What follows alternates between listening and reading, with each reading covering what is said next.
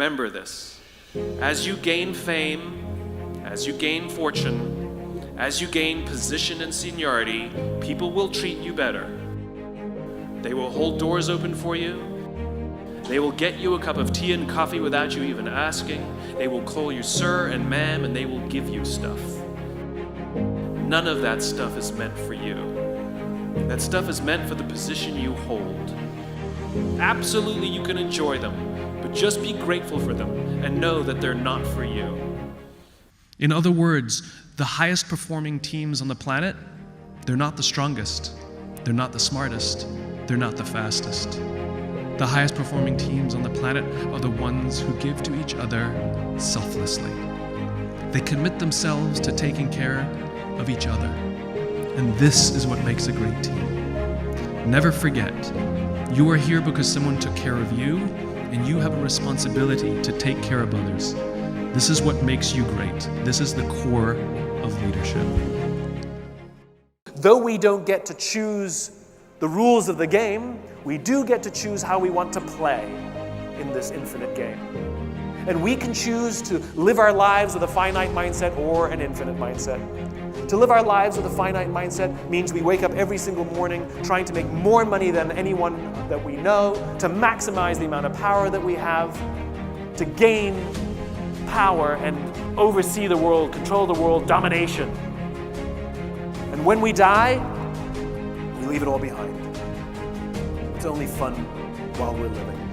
Can't take it with you. People hate us. It causes health problems. You look at a lot of these finite-minded entrepreneurs who've done really well in life and go look in their medicine cabinets. Look at the qualities of their marriages, the relationships they have with their children, and it paints a different story. To live our lives with an infinite mindset means we wake up every single morning and think to ourselves, how can we then have a positive impact on the people around us? There's massive pressure put on people, especially young people, to what's your vision? Well, we're not all Steve Jobs and Bill Gates. We're not all visionaries. We don't have to have a vision, but we do have to find a vision, that we can find someone else's vision. And we are so compelled by it that we want to make it our own. That's what it means to go work for a company with a visionary leader, that we believe in that vision so clearly that we take their vision and we make it our own. And we'll happily contribute our work, our effort in order to advance what is now my vision. This young generation needs to learn is patience. That some things that really, really matter, like love, or job fulfillment, joy, love of life, self-confidence, a skill set, any of these things, all of these things take time. Sometimes you can expedite pieces of it, but the overall journey is arduous and long and difficult. And if you don't ask for help and learn that skill set, you will fall off the mountain, or you will, the worst case scenario, and we're already seeing it, the worst case scenario is we're seeing an increase in suicide rates, we're seeing an increase in this generation, we're seeing an increase in accidental deaths due to drug overdoses, we're seeing more and more kids drop out of school or take leaves of absence due to depression. Unheard of. These are all, this is really bad.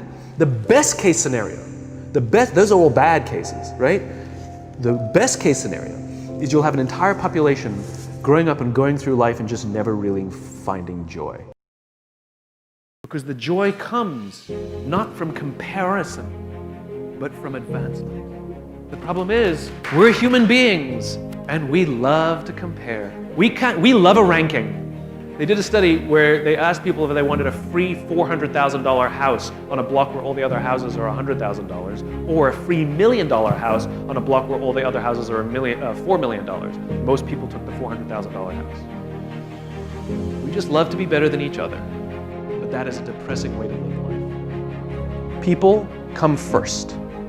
Numbers are always subordinate to people. Numbers will not rescue you in hard times. People will. Numbers will not come up with new ideas. People will. Numbers are not innovative.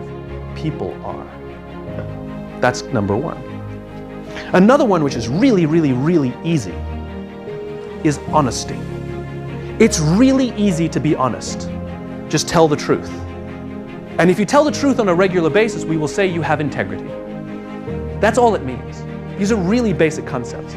So for example, If somebody calls and a secretary picks up the phone and says, Dave's on the phone, and you say, tell him I'm not here, you've just sanctioned lying inside your organization.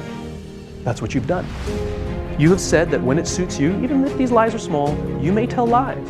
That was dishonest. If I come to your house for dinner and you make me a lovely dinner, the next day I send you a very nice thank you email, what a wonderful host you are, or 3 days later, you receive a handwritten note from me with the exact same words that were written in the email. Which one makes you feel better? Handwritten note. The sentiment was the same, the words were the same. The difference is one took a little more time and a little more energy. Leaders are the ones who give us their time and give us their energy, not the ones who give us their money. It doesn't count, it doesn't work, just biologically doesn't work. If you want to have a happy, successful, fulfilling, confident life, you have to commit yourself to take care of the people around you.